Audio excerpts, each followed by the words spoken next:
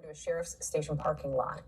And in Oakland, one person is dead and another 7 people hurt after a shooting at a gas station. Police say the people who have been injured are in stable condition. They're asking the public for any help finding the shooter in that instance. Joining us now, who's due to be arraigned tomorrow on this. According to new reporting from the San Francisco Chronicle, back in 2013, a restraining order was filed against him by a co-worker at a restaurant near here who said that he had physically threatened him and assaulted him. That restraining order was in fact put into place, was granted by a judge, but is no longer in effect today. That said, officials here said there was no outward indication that he was dangerous. He had this legally purchased semi-automatic handgun, yes, but there wasn't otherwise an outward look at it. In fact, the Vice Mayor Jimenez here in this town says that he knew the man as a worker here, sort of as a neighbor, as a friend, as a, not quite a friend, but at least a member of the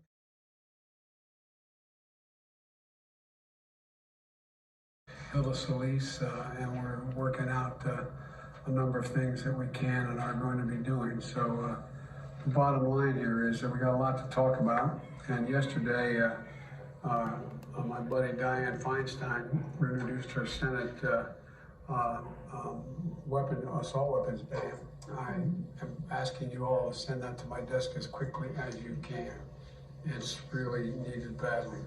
And all of us are focused on working. Yeah, so Hallie, initially you were asking me about a possible motive. Keep in mind the shooting happened Saturday evening, but even at this hour, it's still unclear. But law enforcement sources are telling NBC News it's likely personal in matter based on just some of the evidence they've collected so far. They don't believe it's terrorism or a hate crime at this time, but obviously all angles are being covered as the investigation moves forward. But regardless of the motive, Hallie, residents who I spoke with say that this attack felt personal because it happened during the Lunar New Year celebration, which is perhaps one of the most important holidays for Asian Americans in this country and around the world. And, you know, it was something that really struck one of the residents we spoke with, Hong Nguyen. We had a chance to speak with him. He is an AAPI leader, and he's also a resident here in Monterey Park. And I asked him, what's the impact that this will have on this community? Here's what he told me. Take a listen. Do you think this shooting will change the community? I think it has already, How unfortunately. so? This community is strong. Senseless acts of violence. You know, our hearts continue to go out to the community of Oakland that has seen violence far too often. Half Moon Bay, we saw that incident happen yesterday, and of course, Monterey Park. The other part of the trauma here was says these events come as sort of compiled trauma on top of what we've all been through these last couple of years. And you take the Asian American community who has seen a rise in hate crimes because of the COVID-19 pandemic. And another place, had he not individually taken a stand. And you shudder to think how much worse that this could have been, given how tragic and devastating it's already been for the community. I also want to point out it took one person stepping in that extraordinary way to prevent further death and loss here, and that's worth underscoring. I had the privilege of seeing you yesterday here, and you just spend your day talking and listening and sharing. What is it that you took away from this community? I mean, this is an extraordinary community, right? There are so many things that tie these communities together once they're touched by this kind of gun violence. You hear the same thing over and over again, the shock, the disbelief. I never thought it would happen here.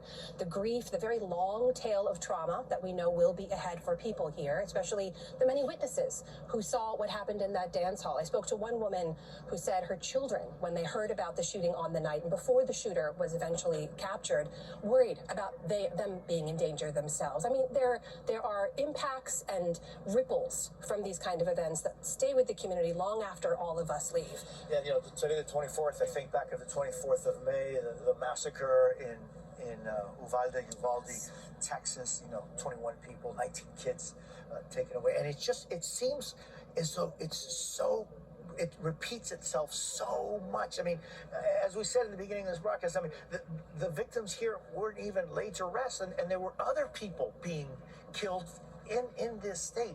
Just wondering, I don't know, how do we look at that? I mean, 39 mass shootings in the United States in 2023, and we're on the 24th of January. How can this just be the normal?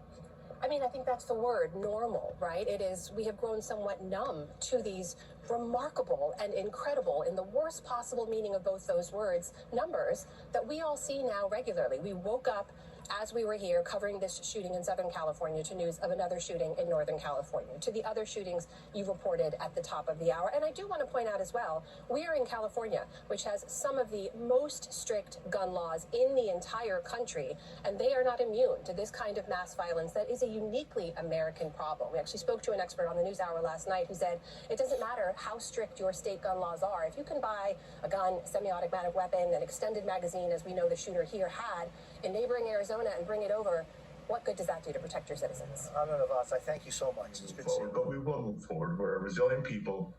Californians are proud, and I've just been so grateful to see the level of collaboration and coordination from federal officials, state officials, local officials, and most importantly, community leaders and families really coming together. Together, we'll get through this. Senator Alex, I am always grateful. 49-year-old founder of the Starts Right Here charter school in Des Moines. Again, that program for at-risk youth. He's also a rap artist, reportedly from the Chicago area. At last check, he's in serious condition, again, at the local hospital. Des Moines' mayor speaking last night about this shooting. Take a listen. 2 teenagers tonight are dead.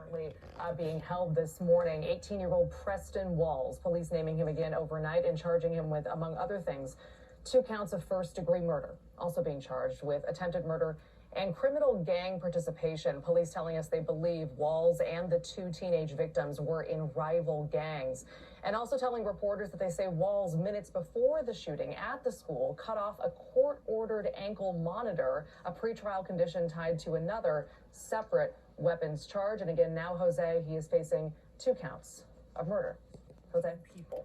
We're learning more about all 3 this morning. Officials in the coastal town of Half Moon Bay say 7 people were killed and 1 seriously injured after a gunman opened fire at 2 separate agricultural businesses yesterday afternoon. The suspected shooter, a 67-year-old man, was arrested within hours. Captured on this video, surrendering to authorities. The mayor of this small town giving voice to the pain and shock folks are feeling there right now. I'm in shock. It's horrible. 1 person dead and 7 others injured. Police describe it as a shooting between several people. Meanwhile, in Southern California, the community of Monterey Park is still reeling from the Saturday, which may have prevented even more deaths. He spoke with Lester Holt about those harrowing moments. What do those eyes tell you?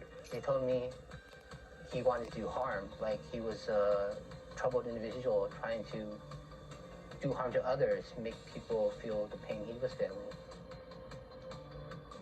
In moments.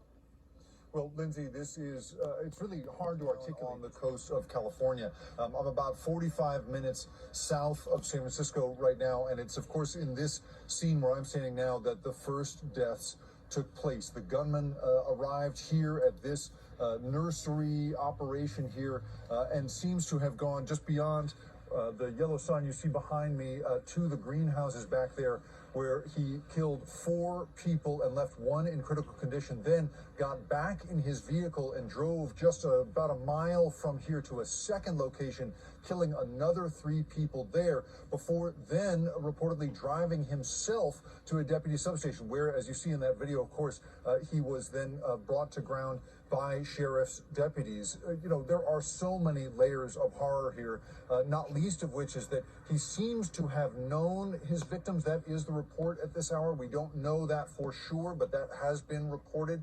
It seems to have been, for the most part, agricultural workers, people who worked in these places, making their living,